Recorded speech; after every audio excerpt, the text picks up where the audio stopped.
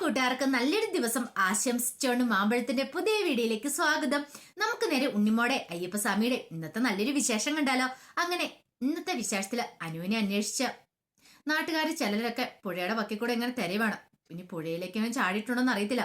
ബാലികാദേവിയാണ് പറഞ്ഞിരിക്കുന്നത് പുഴയെ സൂക്ഷിക്കണം എന്നൊക്കെ. അങ്ങനെയാണെങ്കിൽ അതൊരു സൂചന തന്നെ ആയിരിക്കും. ഇനിയിപ്പോ പുഴയിൽ ചാടിയിട്ടുണ്ടോന്നും അറിയത്തില്ല. അനുവിന്റെ അച്ഛൻ വല്ലാത്ത സങ്കടത്തില. എന്ത് ചെയ്യണമെന്ന് അറിയത്തില്ല. അനുവിന് എന്തെങ്കിലും സംഭവിച്ചു പോയിട്ടുണ്ടെങ്കിലോ അതൊക്കെ ഓർത്തിട്ട് അയാൾക്കും ഭയങ്കര സങ്കടമായിരുന്നു. ഈ സമയത്താണ് തെരഞ്ഞുകൊണ്ടിരിക്കുന്ന രണ്ടുപേരെ ആ കാഴ്ച കാണുന്ന ഒരു ചെരുപ്പ് കിടക്കുന്ന കാണുന്നത്.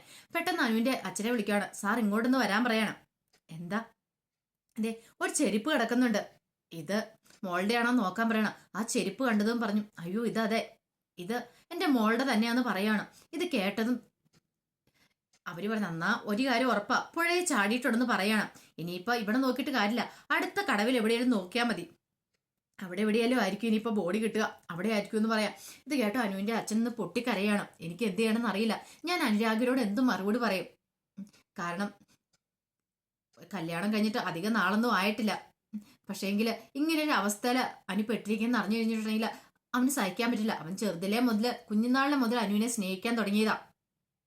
നല്ല സന്തോഷകരമായ ജീവൻ നയിച്ചുകൊണ്ടിരിക്കുന്ന സമയത്താ ഇങ്ങനെ ഒരു അപകടത്തിൽ വന്ന് പെടുന്നത്. എന്റെ ദൈവമേ, ഇനി ഇപ്പൊ എന്ത് ചെയ്യും? എന്റെ ദേവി നീ അനുഗ്രഹിക്കണമെന്ന് പറഞ്ഞ് പ്രാർത്ഥിക്കുക. എന്റെ മോൾക്ക് ഒരു ആപത്തും വരില്ല എന്ന് പറഞ്ഞുകൊണ്ട് അപ്പോഴാണ് തിരുമേനിയും ഉണ്ണിമോളും കുറെ ആൾക്കാരും കൂടെ അങ്ങോട്ട് വരുന്നുണ്ടേ. ഈ സമയം ഉണ്ണിമോളെ കണ്ടപ്പോൾ പെട്ടെന്ന് അങ്ങോട്ട് അനുവിന്റെ അച്ഛൻ ചെന്നിട്ട് ഉണ്ണിമോളെ രക്ഷിക്കണമെന്ന് പറഞ്ഞ് കൈ കൂപ്പുക. പെട്ടെന്ന് പറഞ്ഞു, അയ്യോ ഉണ്ണിമോളല്ല ബാലികാദേവിയാണല്ലോ എന്നും പറഞ്ഞിട്ട് കൈ കൂപ്പുവാണ്. ഈ സമയം ഉണ്ണിമോളൊന്നും മിണ്ടിയില്ല. ഉണ്ണിമോൾ അവിടെ നിൽക്കുകയാണ്. പിന്നീട് തിരുമേനിയോട് പറഞ്ഞു, ആ തേങ്ങ അവിടെ വെക്കാൻ പറയാണ്. തിരുമേനി ആ തേങ്ങ നിലത്തേക്ക് വെച്ചു. നിലത്തേക്ക് വെച്ച് കഴിയുമ്പോൾ ഉണ്ണിമോൾ ഇങ്ങനെ നോക്കി കഴിയുമ്പോൾ ആ തേങ്ങ നിന്ന് വട്ടം കറങ്ങുവാണ്. തേങ്ങ നിന്ന് വട്ടം കറങ്ങി തേങ്ങ അവിടെ നിന്നു കഴിഞ്ഞപ്പോഴത്തേനും ആ ദിക്ക് നോക്കിയിട്ട് ഉണ്ണിമോൾ അങ്ങോട്ട് നടക്കുവാണ്. ഇത് കണ്ടപ്പോൾ അനുവിന്റെ അച്ഛൻ ഒന്നും മനസ്സിലായില്ല. അപ്പൊ തിരുമേനി പറഞ്ഞു, അതെ ഉണ്ണിമോൾ അത് പറഞ്ഞേക്കുന്ന ഒരു സൂചന വന്നിരിക്കുന്ന, ബാ പുറകെ പോകാന്ന് പറയണം. അങ്ങനെ ആ ഉണ്ണിമോളുടെ പുറകെ ഇവരങ്ങോട്ട് ചെല്ലുവാണ്. അങ്ങനെ ചെന്ന് കഴിയുമ്പോൾ കാണുന്ന കാഴ്ച, ഒരു ആറിന്റെ തീരത്ത് അനു ഇങ്ങനെ കിടക്കുന്നുണ്ട്. കാരണം മൊത്തം നനഞ്ഞു കുളിച്ചാ കിടക്കുന്നേ. ഒരു പക്ഷേങ്കിൽ വെള്ളത്തിൽ ചാടി ആ തീരത്ത് വന്ന് അടിഞ്ഞതായിരിക്കണം അങ്ങനെ കിടക്കണേ. പെട്ടെന്ന് ഈ കാഴ്ച കണ്ടും അനുവിന്റെ അച്ഛൻ ഓടി അങ്ങോട്ട് ചെല്ലുവാണ്. മോളെ അനു എന്ന് പറഞ്ഞ് വിളിക്കാനുണ്ടങ്ങ് തുടങ്ങിയപ്പോഴും ഉണ്ണിമോള് പറഞ്ഞു, വേണ്ട അനുവിനെ വിളിക്കണ്ട, ഞാൻ വിളിച്ചോളാന്ന് പറയാണ്. പിന്നീട് എന്നിട്ട് ഉണ്ണിമോള് അനു എന്ന് വിളിക്കുകയാണ്. ഒന്ന് വിളിച്ചിട്ട് വിളിയേറ്റില്ല. അനു എഴുന്നേൽക്കാൻ പറയാണ്. ഇത് കേട്ടതും അനു പതുക്കെ ഇങ്ങനെ സ്വപ്നത്തിൽ നിന്നോണ്ട് കണ്ണു തുറന്ന് നോക്കുവാണ്. ചുറ്റും ഇങ്ങനെ നോക്കി. പെട്ടെന്നാണ് അനുവിന്റെ അച്ഛനെ കാണുന്നത്. അച്ഛാന്ന് വിളിച്ച് ഓടി വന്ന് കെട്ടിപ്പിടിക്കുകയാണ്. മോളെ നീ എന്ത് അവിവേകമായി കാണിച്ചതെന്ന് ചോദിക്കുക. എല്ലാവർക്കും മനസ്സിലായി. കാരണം ബാലികാദേവി പറഞ്ഞ സത്യമായിട്ടുള്ള കാര്യമാണ്. അതുകൊണ്ടാണല്ലോ ഇപ്പൊ അനുവിന്റെ ജീവൻ രക്ഷിക്കാനായിട്ട് പറ്റിയത്. അപ്പോഴാണ് അവർ ആ കാഴ്ച കാണുന്നത്. പോലീസുകാർ അങ്ങോട്ട് വരുന്നേ. പോലീസുകാർ വന്നിപ്പോ അനു പറഞ്ഞു, എനിക്കിനി വയ്യാച്ചാ, എനിക്കിനി എങ്ങോട്ടും ഓടാൻ പറ്റില്ല, ഞാൻ അവർക്ക് പിടികൊടുക്കാൻ പോവാ, അവരെന്താന്ന് വെച്ചാൽ എന്നെ കാണിക്കട്ടെ എന്ന് പറയാം. അങ്ങനെ പോലീസുകാർ വന്ന് അനുവിനെ കയറ്റിക്കൊണ്ട് പോരാട്ടം അങ്ങോട്ട് തുടങ്ങി കഴിയുമ്പം പെട്ടെന്ന് ഉണ്ണിമോള് പറഞ്ഞതേ കൊണ്ടുപോകാൻ വരട്ടെ എന്ന് പറയണം. ഈ സമയം പോലീസുകാർ നോക്കി, ഇതെന്താ ഈ കുട്ടി ഇങ്ങനെ പറയണം എന്ന രീതിയിൽ. അപ്പോൾ ഒരു പോലീസുകാരൻ പറഞ്ഞു, അത് സാറേ അത് ബാലികാദേവിയാ, ഞാൻ ഈ നാട്ടുകാരനാന്ന് പറയണം. പെട്ടെന്ന് പറഞ്ഞു, കൊണ്ടുപോകുന്നതിന് കുഴപ്പമില്ല, പക്ഷെ ശ്രീരാജിന്റെ അടുത്ത് കൊണ്ടുപോകണമെന്ന് പറയണം. ഹോസ്പിറ്റലിൽ കൊണ്ടുപോയി ശ്രീരാജിന്റെ അടുത്ത് കൊണ്ടുപോയി അനുവിനെ കാണിക്കണമെന്ന് പറയാം. ഇത് മാത്രം ബാലികാദേവി പറഞ്ഞുള്ളൂ. അപ്പം ഒരു പോലീസുകാരൻ സമ്മതിച്ചേക്ക് സാറേ, ബാലികാദേവി പറഞ്ഞല്ലേ അച്ചട്ടുമായിട്ടുള്ള കാര്യങ്ങളാണ്, എനിക്ക് മുമ്പ് അനുഭവങ്ങളുണ്ട്, പല അനുഭവങ്ങളുള്ളതാന്ന് പറയണം. അവസാനം പോലീസുകാരൻ സമ്മതിച്ചു. അങ്ങനെ അനുവിനെ കയറ്റിക്കൊണ്ട് അങ്ങോട്ട് പോവാണ്. പിന്നീട് കാണിക്കുന്ന ഉണ്ണിമോള് ഗിരിദേവന്റെ മാവരുടെ അടുത്തേക്ക് വരുവാണ്. വന്നിട്ട് പറഞ്ഞു, ഗിരിദേവ എന്താ ഉണ്ണിമോളെ എന്ത് പറ്റി? എനിക്ക് എന്ത് പറ്റിയെന്ന് അറിയില്ല ഗിരിദേവ. ദേ അനുചേച്ചിയാണെങ്കിൽ അവിടെ ഒരു ആറ്റിച്ചാടി ഭാഗ്യം കൊണ്ട് രക്ഷപ്പെട്ടേന്ന് പറയാം. ഇത് കേട്ടതും ഗിരിദേവൻ പറഞ്ഞു, ഭാഗ്യം കൊണ്ടല്ലല്ലോ, അതെ ബാലികാദേവി രക്ഷിച്ചാലേന്ന് ചോദിക്കും. അല്ല ഉണ്ണിമോളല്ലേ രക്ഷിച്ചതെന്ന് പെട്ടെന്ന് വാവര് ചോദിക്കുവാണ്.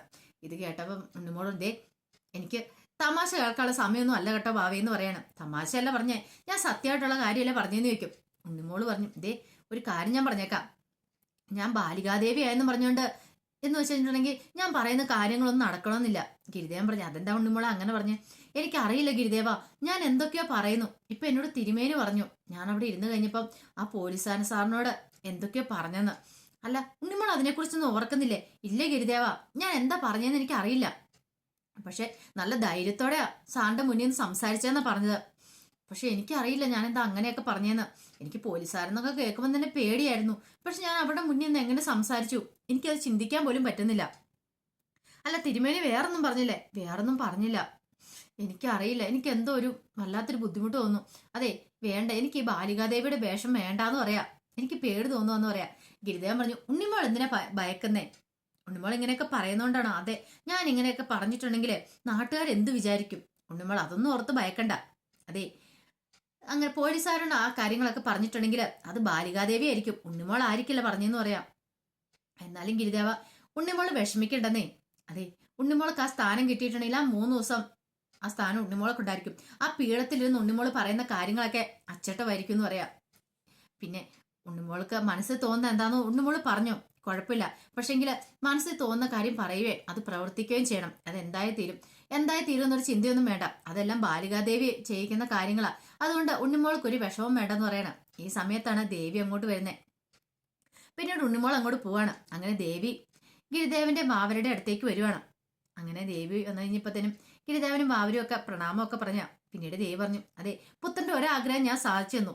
ഒരു മാത്രം നേരം ഞാൻ ഉണ്ണിമോളുടെ നാവിൻ തുമ്പത്തിരുന്നു. ഇനിയിപ്പൊ പുത്രന്റെ അടുത്ത ആഗ്രഹം ഒരു നാഴിക നേരം ഞാൻ പുത്രന്റെ കൈകളിലുണ്ടായിരിക്കും. ആ ഒരു നാഴിക നേരം അത് എന്ത് വേണം, ആ സമയം എന്ത് വേണമെന്ന് പുത്രനെ തീരുമാനിക്കാന്ന് പറയാ.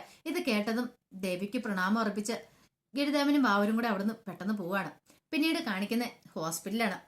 ശ്രീരാജിന്റെ അമ്മയുടെ അടുത്ത് വല്യമ്മാവൻ നിൽക്കുകയാണ്, രാഗിണിയുടെ അടുത്ത്. എന്നാലും എനിക്ക് സഹിക്കാൻ പറ്റുന്നില്ല. എനിക്ക് എങ്ങനെ ഇത് സഹിക്കാൻ പറ്റും? എൻ്റെ മോന് എനിക്കിനി വേറെ ആരാ ഉള്ളതെന്ന് പറഞ്ഞ് കരയുവാണ്. ഈ സമയത്ത് ഡോക്ടർ വന്നിട്ട് പറഞ്ഞു, ഞങ്ങളെ കൊണ്ട് ചെയ്യാൻ പറ്റുന്ന കാര്യങ്ങളെല്ലാം ഞങ്ങൾ ചെയ്തായിരുന്നു, ഇനിയിപ്പോൾ ഞങ്ങൾക്കൊന്നും ചെയ്യാൻ പറ്റില്ലെന്ന് പറയാം. ഇത് കേട്ട് കഴിഞ്ഞപ്പോഴത്തേനും രാഗിണി അവിടെ നിന്ന് പൊട്ടിക്കരയും, എൻ്റെ മോനെ എനിക്കിനി ആരുണ്ടാന്ന് പറഞ്ഞുകൊണ്ട് കരയുവാണ്. ഈ സമയം വല്യമ്മാവൻ പതുക്കെ അവരെ കൂട്ടിയിട്ട് പറഞ്ഞു, ബാ നമുക്ക് പുറത്തേക്ക് പോവാം, ഇവിടെ നിന്ന് ഇങ്ങനെ ഒച്ചപ്പാടും ബഹളം ഉണ്ടാക്കല്ലേ എന്ന് പറഞ്ഞ് പുറത്തേക്ക് അങ്ങോട്ട് കൊണ്ടുപോവാണ്. പെട്ടെന്ന് ഡോക്ടർ ആ മോണിറ്ററിലേക്കൊക്കെ നോക്കിയിട്ട് പറഞ്ഞു, അതെ, ഇനി ആ മാസ്ക് അങ്ങോട്ട് മാറ്റിയേക്കാൻ പറയാണ്. വെന്റിലേറ്റർ ഉണ്ടായിരുന്നേ, ഇനിയിപ്പം ജീവിച്ചിരിക്കണമെന്ന് മനസ്സിലായി. മാസ്ക് മാറ്റിയ ഉടനെ തന്നെ ജീവൻ പോകുന്നു പറയാം. മാസ്ക് മാറ്റിയേക്കാൻ പറയാം. അങ്ങനെ ഡോക്ടർ അത് പറഞ്ഞിട്ട് പോയ കഴിഞ്ഞ ഉടനെ നേഴ്സ് എന്ത് ചെയ്യണം, ആ മാസ്ക്, ഓക്സിജൻ മാസ്ക് അങ്ങോട്ട് മാറ്റുവാണ്. മാസ്ക് മാറ്റി നേഴ്സ് പുറത്തേക്ക് ഇറങ്ങിപ്പോയി. ഈ സമയത്ത് ഗിരിദേവനും വാവനും കൂടെ അങ്ങോട്ട് വരുന്നേ. ഗിരിദേവനും വാവനും കൂടെ അങ്ങോട്ട് വന്ന് അവിടെ നിൽക്കുകയാണ്. പിന്നീട് ഗിരിദേവൻ എന്ത് ചെയ്യാണ്, ശ്രീരാജിനെ ഒന്ന് നോക്കി കഴിഞ്ഞപ്പോഴത്തേനും ഇങ്ങനെ ശ്രീരാജ് ഇങ്ങനെ കണ്ണിങ്ങനെ പതുക്കെ ചിമ്മുവാണ്. കാരണം അയ്യപ്പസ്വാമിയുടെ നെറ്റിയിൽ നിന്ന് ഒരു പ്രകാശം ശ്രീരാജിന്റെ നെറ്റിയിലേക്ക് വന്ന് പതിച്ചു. അങ്ങനെ പതിച്ചു കഴിഞ്ഞപ്പോഴത്തേനും ശ്രീരാജ് പതുക്കെ ശരീരമൊക്കെ അനക്കുന്നുണ്ട്, കണ്ണൊക്കെ ഇങ്ങനെ ചിമ്മുന്നുണ്ട്. അതിനർത്ഥം ശ്രീരാജ് വീണ്ടും ജീവിതത്തിലേക്ക് തിരികെ വന്നെന്നർത്ഥം. പിന്നീട് കാണിക്കുന്ന അനുവിനെ കൊണ്ട് പോലീസുകാര് ഹോസ്പിറ്റലിലേക്ക് വരുവാണ്. അങ്ങനെ അനുവിനെ കണ്ടതും പെട്ടെന്ന് തന്നെ രാഗിണി വന്നിട്ട് ചോദിച്ചു, നീ എന്തിനാ ഇങ്ങോട്ട് വന്നേ? ഹോ, എൻ്റെ മോനെ നീ ഈ പരുവാക്കിയതും പോരാ, ഇനി അവന് നിനക്ക് തിന്നണായിരിക്കുമല്ലേ? കൊന്ന പാവം തിന്നാ തീരുമെന്നല്ലേ പറയുന്നത്, പോയി തിന്ന്, അതിനകത്ത് കിടപ്പുണ്ടെന്ന് പറയാണ്. അത് കേട്ടൻ വല്യമ്മാൻ പറഞ്ഞു, എന്താ രാഗിണി ഇങ്ങനെയൊക്കെ സംസാരിക്കില്ല, ഒരു ഹോസ്പിറ്റലാന്ന് പറയണം, പിന്നെ എങ്ങനെ ഞാൻ പറയണമെന്നാ ചേട്ടൻ പറയണേ? നോക്കിക്കേ, അവള് വന്ന് കണ്ടില്ല, അവൾക്ക് യാതൊരു കുലുക്കം ഉണ്ടോന്ന് നോക്കിയേ, നീ എന്തിനാടി ഇപ്പൊ ഇങ്ങോട്ട് വന്നേന്ന് ചോദിക്കാം. പെട്ടെന്ന് അനു പറഞ്ഞു, ആന്റി ഞാനൊരു തെറ്റും ചെയ്തിട്ടില്ല, അത് എൻ്റെ മുഖത്ത് ആസിഡ് ഒഴിക്കുമെന്ന് പറഞ്ഞു കഴിഞ്ഞപ്പോൾ എനിക്ക് വേറെ നിവൃത്തിയില്ലായിരുന്നു, അതുകൊണ്ട് ഞാൻ പിടിച്ച് തള്ളിയതാ, അങ്ങനെ തള്ളിക്കഴിഞ്ഞപ്പോൾ പറ്റിയതാന്ന് പറയണം, ഞാൻ അറിഞ്ഞുകൊണ്ട് ഒരു തെറ്റും ചെയ്തിട്ടില്ലെന്ന് പറയാം. അപ്പൊ അനുവിന്റെ അച്ഛൻ പറഞ്ഞു, ശരിയാ മോള് പറഞ്ഞാൽ എന്താ തെറ്റിരിക്കുന്നേ, അല്ലെങ്കിൽ ശ്രീരാജിന്റെ കയ്യിലല്ലേ ഇവിടെ തെറ്റ്, അറിഞ്ഞുകൊണ്ട് ചെയ്ത കാര്യമല്ലോ എന്ന് പറയാം. ന്യായീകരിക്കാനായിട്ട് വന്നിരിക്കുന്നു, അല്ലെങ്കിൽ നിങ്ങൾ ഇങ്ങനെയല്ലേ പറയത്തുള്ളൂ, ന്യായീകരിക്കാനായിട്ട് നിങ്ങൾ ഇങ്ങനെയൊക്കെ തന്നെയല്ലേ പറയത്തുള്ളൂ എന്ന് ചോദിക്കുക. ഈ സമയം വല്യമ്മാൻ പറഞ്ഞു, നീ എന്തിനാനും ഇങ്ങോട്ട് വന്നേന്ന് ചോദിക്കുക. ഈ സമയത്ത് പോലീസുകാരിൽ ഒരാൾ പറഞ്ഞു, അതെ, ബാലികാദേവി പറഞ്ഞിട്ടുണ്ടായിരുന്നു അനുവിനെ കൊണ്ടുവന്ന് ശ്രീരാജിനെ ഒന്ന് കാണിക്കണമെന്ന്, അതുകൊണ്ട് ഇങ്ങോട്ട് വന്നാന്ന് പറയണം. പെട്ടെന്ന് വല്യമ്മാൻ പറഞ്ഞു, കൊള്ളാം, നല്ല കഥ തന്നെയായിപ്പോയി, നല്ല സമയത്ത് തന്നെയാ കൊണ്ടുവന്നത്, ഇപ്പൊ തന്നെ കുറച്ചെന്ന് കൊണ്ട കാണിക്കാൻ പറയാണ്.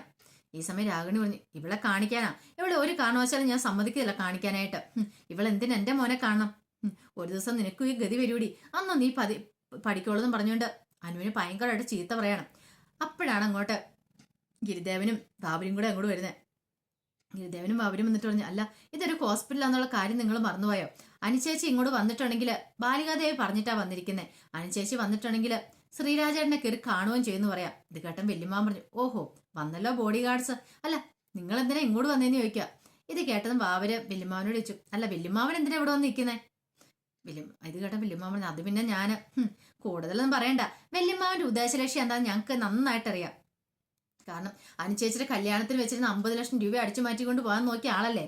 പിന്നെ അത് മാത്രമല്ല, ഇവിടെ വന്ന് കൂടിയിട്ടുണ്ടെങ്കിൽ ഒരു പക്ഷെങ്കില് പാവ ഈ അമ്മേനെ പറ്റിച്ച് എന്തേലും പൈസയൊക്കെ തടയും, ആ ഒരു ചിന്തയോട് കൂടിയിട്ടല്ലേ ഇങ്ങോട്ട് വന്നേ. ഉദ്ദേശ ലക്ഷ്യങ്ങളൊക്കെ ഞങ്ങൾക്ക് മനസ്സിലായെന്ന് പറയാം. ഇത് കേട്ടത് വല്യമ്മാവന്റെ മുഖം അങ്ങോട്ട് മാറി. വല്ലാത്തൊരവസ്ഥയപ്പോ. എടാ, കൂടുതലൊന്നും പറയണ്ട വല്യമ്മാവ, ഞങ്ങൾക്ക് കാര്യമെല്ലാം മനസ്സിലായെന്ന് പറയാം. അതെ, അനുചേച്ചി ശ്രീരാജനെ കാണുമെന്ന് പറഞ്ഞാൽ കണ്ടിരിക്കും. അതിനകത്ത് ഇനി ഒരു മാറ്റവും ഇല്ലെന്ന് പറയണം. അനുചേച്ചി ഒരു കാര്യം ചെയ്യുക, അകത്തേക്ക് ഇന്ന് ശ്രീരാജേട്ടനെ കാണാൻ പറയണം. അങ്ങനെ അനു അങ്ങോട്ട് പോവാണ്. ഈ സമയത്ത് എന്ത് ചെയ്യണമെന്ന് അറിയില്ലാതെ രാഗിണിയും വല്യമ്മാവനൊക്കെ നിൽക്കുകയാണ്. അപ്പൊ അതിന്റെ വിശേഷങ്ങളൊക്കെ എന്ന് കണ്ടേ.